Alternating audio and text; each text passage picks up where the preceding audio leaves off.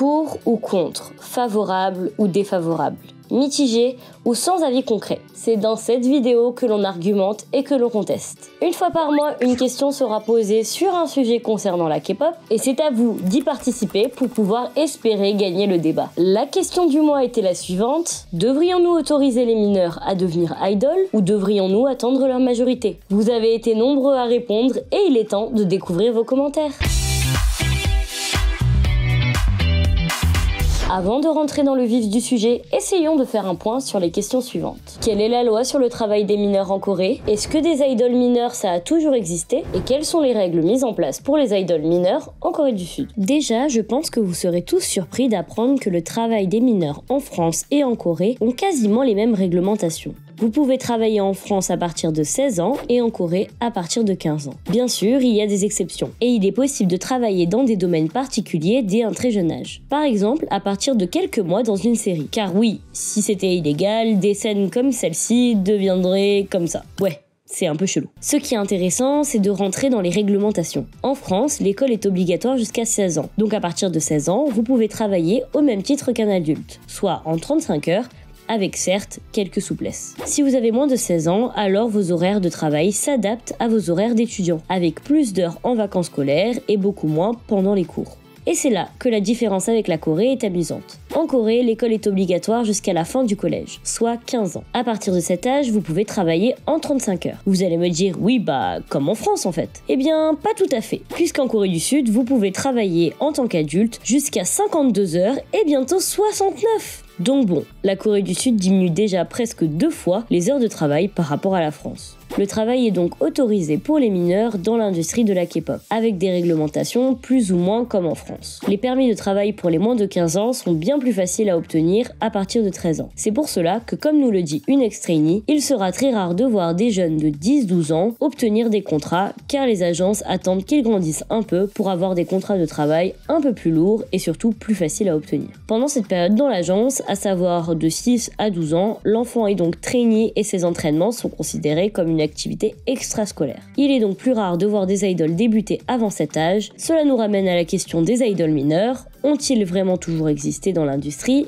Eh bien oui, la proportion par rapport au nombre de groupes par an qui débutent n'a pas tellement augmenté et on a toujours retrouvé des idoles qui débutaient entre 13 et 15 ans. Après cet aspect très réglementaire et légal, il reste maintenant à savoir si cela est éthique à vos yeux. Personnellement, je pense que l'âge des idoles n'est pas la source du problème. C'est plutôt la façon dont on utilise leur âge pour faire certains concepts ou autres qui créent les problèmes. Par exemple, un groupe avec des membres mineurs qui débuteraient avec un concept adapté à leur âge ne pose selon moi pas de problème. Car s'ils ont du talent, pourquoi ne pas les faire débuter après tout? Et oui, dans ce sens-là, on est bien d'accord que cela ne pose pas de problème. Un bon concept adapté pour un jeune groupe qui débute est le minimum. Cela nous changerait des school concepts interprétés par des grands adultes et ça limiterait des concepts un peu trop révélateurs pour les mineurs. Parce qu'on vous voit avec vos chorégraphies et vos paroles à la limite du légal, hein.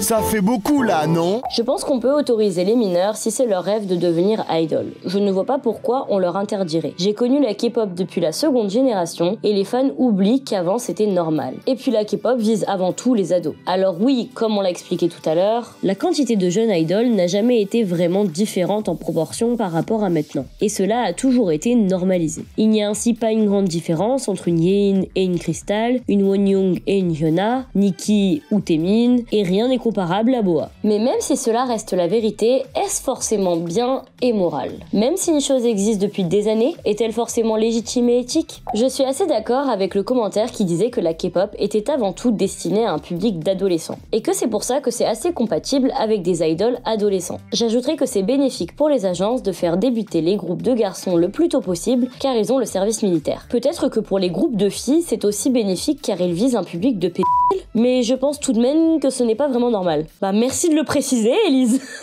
Il est vrai qu'un groupe qui débute plus tôt et qui a un contrat de 5 ans potentiellement re-signable pour 2 à 5 ans de plus, voit sa longévité augmenter quand il n'est pas pressé par le service militaire. Mais explorons plutôt la question des pédophiles et du public d'adolescents, car c'est un sujet qui revient assez souvent. On justifie très souvent le travail d'idole jeune par son public qui lui aussi est très jeune. Mais est-ce forcément la vérité? Et pour avoir vécu en Corée, oui. C'est la vérité. Allez, on remballe, c'est fini, fin de tournage. Les enfants adorent les groupes qui viennent de débuter et se reconnaissent en eux. La petite que je gardais adorait Ive et Stacy et rêvait de les voir en vrai. Et le problème est bien là. Car pour pouvoir participer à tous les événements, fan meetings, concerts ou autres prestations, il faut être un adulte. Ouais. Vous la voyez l'incohérence? Même si vous pouvez être un adolescent et vous faire accompagner, on parle quand même de meetings très souvent en semaine quand vous êtes à l'école. Et même si vos parents voulaient vous accompagner, ils travaillent en 69 semaines en fait. Et du coup, les personnes qui voient les idoles de plus près sont majoritairement sans emploi ou avec un travail très particulier qui consacre leur vie aux idoles, soit leur fansign. Vous savez, celles que vous suivez sur Twitter qui ont des noms de type Skyblock des années 2000. Et puis même juste nous, les internationaux. Je ne sais pas quel âge vous avez, mais moi je suis née en 99 et j'ai 24 ans. Je stan des groupes comme Triple S, Zero Base One et Lapillus. Et des fois, j'ai vraiment du mal à me dire que certains dans ces groupes ont l'âge de ma petite cousine qui est encore au collège. Les idoles mineurs ou ceux qui débutent tôt ne seront pas les meilleurs pour la plupart. S'ils s'entraînaient plus, ils seraient plus talentueux. Par exemple, Lino de Stray Kids ne savait pas très bien chanter au début et il a mis plusieurs années avant d'atteindre son niveau actuel, qui est maintenant très bon. Alors que les membres d'EXO, qui ont débuté tard, ont tous débuté avec un bon niveau, en chant, danse, etc. Peut-être que si Lino avait débuté plus tard, il aurait été meilleur. Ceci dit, je n'imagine pas Stray Kids sans Lino. Non mais j'ai bien compris que tu voulais tailler mon bias, Elise. Je pense que ce n'est pas une bonne chose pour les enfants d'être des stars. Bon, outre le fait que Elise et moi on sera sûrement jamais potes, il est totalement vrai que les trainees les plus jeunes ont beaucoup moins de pression sur leurs épaules que les plus vieux. Comme nous le dit une ex-trainee, on choisira le talent parmi les plus âgés et l'énergie et la jeunesse, chez les plus jeunes. Alors bien que l'exemple d'Elise avec EXO et Mon Yubi ne fonctionne pas trop car les 3 main vocals d'EXO ont débuté au même âge que Lino, un groupe comme le Seraphine montre bien la différence entre Sakura, Yujin et Chaewon avec leur background et Eunchae qui est une boule de sympathie. Donc cela accentue encore plus le fait qu'en soi, n'importe quel mineur, pourvu qu'il soit extraverti, peut devenir idol. Bien sûr, ce n'est pas la majorité des cas, et souvent aussi les maknae des groupes sont des baby boss comme Kyujin, Jungkook ou Taemin, mais disons que ce n'est pas le premier critère. Je suis mitigée avec cette question, dans le sens où on sait combien l'industrie musicale en général est assez dure, alors dans l'industrie K-pop, c'est pas mieux. Quand on sait aussi que certaines idoles sont vendues à des hommes riches.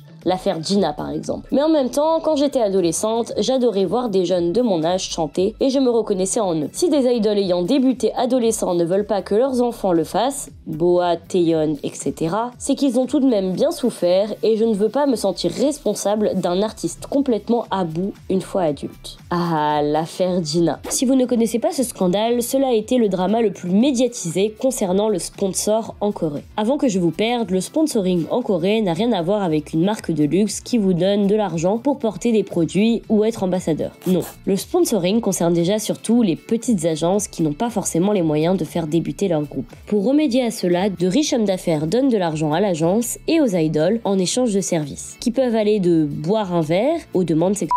One of the things that I heard, if you're not in a famous company or famous idol group, you get to called out and go to some, okay, I know what you mean. And drink with older people or those kind of things. Is that true though? It is true. Gina, qui par ailleurs était l'équivalent de Hyuna en 2010, avait été impliquée dans une affaire de ce genre lorsqu'elle devait de l'argent à un courtier sexuel qui lui avait demandé de la rembourser en rencontrant un de ses fans, un riche homme d'affaires. Alors maintenant, mêlez cela avec des mineurs et je vous laisse imaginer l'horreur. Finalement, ce n'est pas pour rien que beaucoup d'idoles sont contre l'idée que leurs enfants deviennent idoles. Et du coup, bizarrement, tous les commentaires suivants ne m'étonnent plus tellement. Non, les mineurs ne devraient pas être idoles, car ils n'ont pas le recul nécessaire pour être idoles et aussi pour des questions de santé et de développement psychologique et physique. Moi, je crois qu'on ne devrait pas autoriser les mineurs dans la K-pop. Même les adultes ont du mal à gérer le stress, la fatigue, les commentaires haineux, etc. Pour moi, lorsqu'on est mineur, on est trop jeune et on peut faire des choix que l'on pense corrects à première vue. Mais en grandissant, on s'aperçoit que ce n'était pas forcément bon. De plus, en sachant que le monde des K-pop idols n'est pas simple, pour un ado de 15, 16 ou 17 ans, je pense que c'est trop tôt, physiquement et mentalement, pour affronter le monde de la K-pop. Je pense que l'on peut autoriser qu'une mineure soit idole à condition qu'il y ait une surveillance parentale et qu'elle ne tombe pas dans la groupimania et l'hystérie. 16, 17 ans, c'est convenable, mais 13 ans, c'est non. Je pense que nous devrions attendre leur majorité entre les contenus hypersexualisés qu'ils devront réaliser, surtout les filles par certaines agences, la pression, le potentiel harcèlement, le surmenage, l'abandon des études, l'interdiction d'avoir un ou une petite amie, déjà que la plupart des idoles majeures n'arrivent pas à gérer, il y a énormément de suicides ou de cas de dépression chez les idoles, je pense que rajouter des mineurs à la liste ne ferait qu'empirer ce monde de pression et de stress. Bon,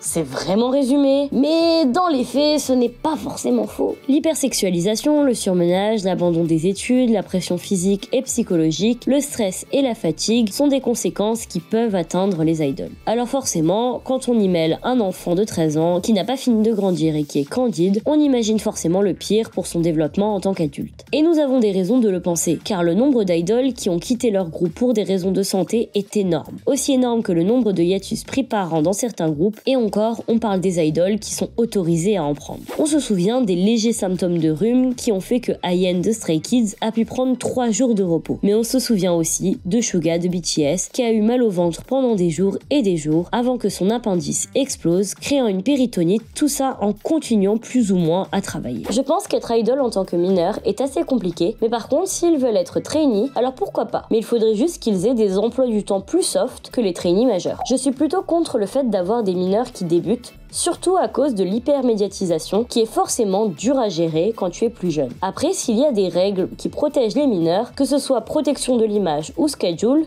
ça peut être ok. Par exemple, Swan de Purple Kiss, je trouve, a vraiment été bien protégée quand elle était mineure. J'ai trouvé ça cool et du coup, ça m'a pas dérangé. C'est vrai que RBW a fait un travail très efficace avec Purple Kiss durant leur début. Des concepts et des emplois du temps adaptés, des tenues pas trop révélatrices et même un hiatus autorisé en plein pré-début pour leur trainee et Maknae Swan, âgée à l'époque, je vous laisse deviner, oui, de 17 ans. RBW a toujours eu comme image que le talent prime au-dessus du poids, notamment avec Hwasa. Eh bien, ça a été le cas de Swan aussi. La jeune adolescente soi-disant en surpoids pour la Corée a eu de nombreuses pressions extérieures pour commencer un régime, ce qu'elle n'a évidemment pas fait. Et même si nous n'avons pas énormément de témoignages sur le travail des idoles mineures en Corée, car les contrats avec les agences sont quand même très restrictifs sur la prise de parole, nous avons quand même des exemples du travail des enfants stars et de leur hyper-médiatisation grâce aux autres expériences dans d'autres pays, que ce soit dans le milieu du cinéma ou de la musique. Violence, dérive, peur, hypersexualisation et j'en passe, je retiendrai seulement cette phrase de Miley Cyrus: « J'étais un adulte quand j'étais censé être un enfant, alors maintenant je suis un adulte et j'agis comme un enfant. » Si les idoles mineurs débutent, ils devraient avoir un aménagement, que ce soit au niveau des entraînements et des représentations, obligation d'aller à l'école jusqu'à leurs 16 ans, mais je crois que c'est déjà mis en place depuis peu, pas de fan meeting, les gros porcs là on vous voit, pas de groupe majeur mineur, c'est chelou de voir des enfants vivre avec des adultes what the fuck. Je pense que si ce genre de choses était mis en place, le business des enfants idoles serait moins productif financièrement, donc potentiellement les agences recruteraient des adultes. Et des aménagements obligatoires, on en connaît déjà quelques-uns. C'est en 2023 que le ministère sud-coréen de la Culture, des Sports et du Tourisme a annoncé qu'un nouvel amendement à la loi sur le développement de l'industrie de la culture et des arts populaires avait été approuvé. Ainsi, de nouvelles règles concernant les droits des idoles mineurs, ainsi que de nouvelles obligations contractuelles pour les sociétés de divertissement ont été adoptées. La fameuse loi du 22h-6h, qui sont les horaires où les mineurs n'ont pas le droit de travailler, que l'on connaît bien grâce aux cérémonies de prix, a été accompagnée de règles sur la quantité horaire de travail, l'interdiction d'activités qui portent atteinte au droit à l'éducation et les actions qui présentent des risques pour la santé des mineurs, comme les contraindre à mieux paraître et ou à perdre du poids, les maltraiter physiquement et ou verbalement de quelque manière que ce soit. L'amendement exige que les entreprises nomment un agent de protection de la jeunesse chargé de veiller à leur bien-être. Avec toutes ces contraintes, c'est comme si tout était fait pour que les idoles mineurs soient dans de meilleures conditions, et en même temps, si cela devient la norme, est-ce que ces lois sont assez contraignantes pour que les agences privilégient les majeurs aux mineurs? Sinon, ce que je trouve assez amusant avec ce commentaire, c'est la phrase « Pas de groupe mineur majeur, c'est chelou de voir des enfants vivre avec des adultes, what the fuck ». Pourtant, je n'ai pas l'impression que cela ait déjà dérangé quelqu'un de voir Jungkook âgé de 15 ans débuter avec Jin qui avait 20 ans, ou durant Boys Planet voir Hui âgé de 30 ans discuter avec Yujin qui en avait 15. Je ne sais pas si ce n'est que moi, mais je trouve que l'on banalise pas mal la situation car les Asiatiques ne font généralement pas leur âge. Alors que si vous voyez des amis de 15 et 30 ans traîner ensemble en France, cela devient tout de suite bizarre. Bon, Et moi qui voulais donner mon avis, j'ai été devancée. Je trouve que ce dernier commentaire illustre parfaitement ma pensée, mitigée entre tout ce que l'on a dit précédemment, entre la manière dont on pourrait encadrer et légiférer le travail des mineurs, et mon envie plus extrême de simplement interdire totalement leur travail en tant qu'idol, qui permettrait un training un peu plus long et qui sait peut-être plus soft. C'est une question compliquée. Je pense que cette problématique soulève la question du système entier de la formation des futurs idoles. Car quand bien même un groupe débuterait et serait composé uniquement de membres majeurs, cela sous-entendrait que ces mêmes membres ont suivi leur formation de trainee pendant qu'ils étaient encore mineurs. Donc le souci resterait le même. La période de l'adolescence est charnière dans le développement d'un individu. C'est une période où le cerveau se développe très vite, le corps aussi, où tout le monde se cherche une place parmi les autres et se cherche soi-même. Et être confronté à un entraînement quotidien physique et mental intensif dans un milieu si compétitif et entouré de personnes inconnues et déterminées, si c'est éprouvant pour un adulte, imaginez pour un jeune. Les idoles ont une image à tenir, mais lorsque soi-même on se cherche encore, cela rend le tout très compliqué. Sans parler du rapport de force si le groupe contient des membres avec un grand écart d'âge, déjà que les rapports junior-senior sont très formels et codifiés en Corée, la pression est immense au sein d'un même groupe, que ce soit pour le maknae comme pour le plus vieux qui ont la pression de prendre soin du plus jeune. Je pense notamment à Irene et Yeri de Red Velvet, sans parler des études qui sont très importantes en Corée avec lesquelles il faut parfois jongler. Malgré tout ça, pour en arriver à un niveau qui soit assez bon pour pouvoir débuter, il faut néanmoins de l'entraînement. Je pense qu'il faudrait considérer la période de trainee comme une sorte d'activité extrascolaire, 1 heure ou 2 après les cours du soir, plutôt que comme un camp d'entraînement H24 comme la plupart des agences. Comme ça, dès la fin de leurs études, et ou l'arrivée à la majorité, les futurs idoles auraient le choix de s'entraîner comme on le connaît maintenant, ou d'arrêter. Merci d'avoir regardé cette vidéo, j'espère que cela vous aura plu. N'hésitez pas à dire dans les commentaires votre avis, de mettre un like et de partager cette vidéo. Il est temps de vous dévoiler la question du mois prochain et je pense que vous allez l'adorer. Est-ce qu'apporter un autre lightstick que celui du groupe à un concert ou autre événement devrait être autorisé? Je vous laisse ainsi une semaine pour répondre à la question sous ce post et on se retrouve très bientôt avec vos commentaires. Transition coque de téléphone.